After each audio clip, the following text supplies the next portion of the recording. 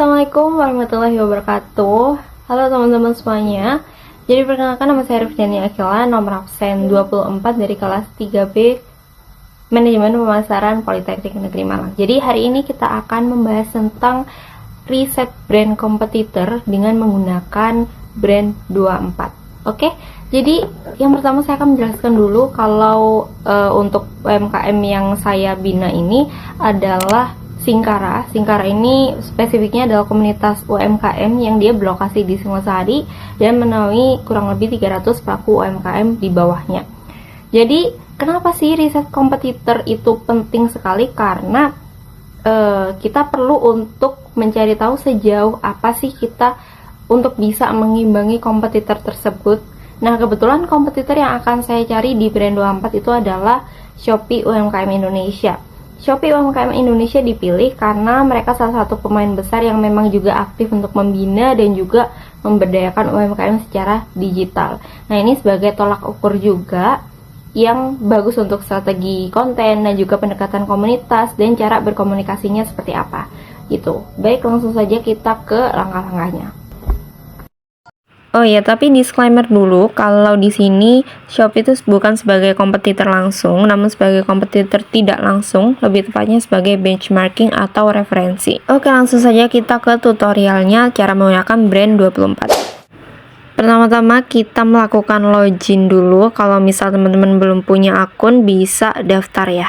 Setelah login, nanti akan diarahkan ke sini. Sebenarnya kalau misal teman-teman belum buat proyek, nanti bisa langsung ke keywordnya. Tapi karena aku sudah buat, makanya aku akan pencet yang proyek ini tadi. Nah, seperti itu tampilannya. Kalian akan masukkan keyword atau kata kunci dari kompetitor brand kalian ini tadi. Kalau aku menggunakan kompetitor Shopee UMKM Indonesia. Jangan lupa setelah melakukan pengetikan, kalian beri koma ya di belakangnya. Kemudian aku menambahkan keyword lain seperti komunitas UMKM dan juga asosiasi UMKM. Oke, kemudian pilih berikutnya. Setelah itu bisa memilih bahasa, aku pilih semua bahasa aja.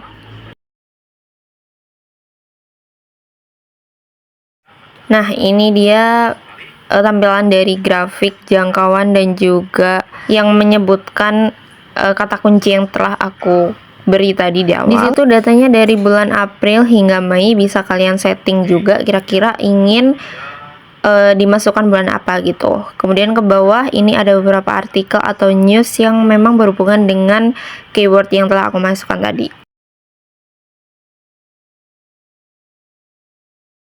Kemudian kita pindah ke sebelah kanan. Apabila kalian ingin melihat postingan-postingan TikTok atau mungkin komen-komen di TikTok, bisa centang yang bagian TikTok saja. Itu otomatis grafiknya menyesuaikan dengan TikTok tadi. Kita scroll ke bawah juga ada beberapa hasil yang telah terupload di aplikasi TikTok. Kemudian kita juga bisa setting apabila kita ingin melihat sentimen negatif. Nah, alhamdulillahnya tidak ada penyebutan yang negatif ya. Kemudian kita ingin merubah ke netral, itu bisa juga dicentang yang bagian netral. Ternyata ada hasilnya. Dan apabila ingin mengubah ke yang positif, juga bisa dicentang yang bagian positif saja. Itu contohnya. Oke, aku ingin melihat ke bagian X atau ke Twitter nih. Jadi kita coba centangnya X atau Twitter ya sekarang. Nah, ini dia langsung ada grafiknya di sini. Ini menunjukkan kira-kira di X atau Twitter ini seperti ini loh gambaran dari kata kunci tadi. Ini beberapa postingan-postingan yang berhubungan dengan keyword yang sudah aku masukkan di awal tadi. Seperti itu. Oke, sekarang kita pindah ke bagian sebelah kiri, ada analisis. Kita coba cek yang di analisis ini gimana kompetitornya tuh gimana sih kira-kira. Nah, ini dia seperti sebutan paling populer dari Kemenkum Jabar ya. Kemudian ada akun yang paling populer juga yang menyebutkan, ada grafik di sebelah sini. Ya, ada bisa dilihat beberapa data-data di situ. Ada trending atau tagar. Ya, seperti ini. ada emoji yang populer, dan juga konteks diskusi bisa dilihat di sebelah situ. Dan kemudian bagian sebelah kanannya adalah ikhtisar atau tampilan angka dari interaksi tadi. Kurang lebih seperti itu. Bisa dicek sendiri ya teman-teman. Kemudian kita pindah ke yang perbandingan. Nah, di sini kita tuh bisa membandingkan antara Shopee UMKM tadi dengan UMKM yang lainnya. Nah, ini bisa ditambahkan di sebelah sini atau langsung kalau misalnya ada pilihan, tapi saya nggak bisa menambahkan di sini ya. Ini beberapa data-datanya yang menunjukkan UMKM Shopee. Seperti itu. Kemudian kita scroll ke bawah, kita bisa lihat grafik yang menyebutkan.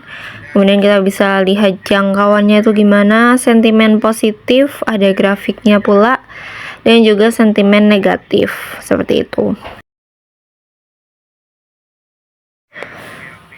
Oke, selanjutnya kita pindah ke yang bagian influencer dan sources. Kita bisa lihat ada Smart Lapak di sumbernya adalah YouTube, dengan beliau itu menyebutkan satu kali dari keyword tadi. Nah, jangkauan yang didapatkan dari keyword tersebut itu sebesar 221, dengan pengikutnya beliau adalah sebesar 170k atau 170.000. Dan dengan share of voice-nya 1,6%, dan skor pengaruh dari hal tersebut sebanyak 10/10. Ini ada beberapa contoh influencer-influencer lain yang melakukan penyebutan dari keyword tadi. Pindah ke bagian laporan email. Di sini kita bisa melihat apabila data-data yang telah kita lihat tadi, kita searching tadi itu, kita ingin mengirimkannya kepada email ya, bisa diketikkan di situ.